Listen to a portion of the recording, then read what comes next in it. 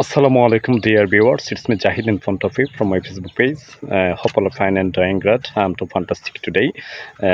Today I would like to share a new praise with you. And dear viewers, you can see that most of time I give here new topics, and today I come here with a new praise.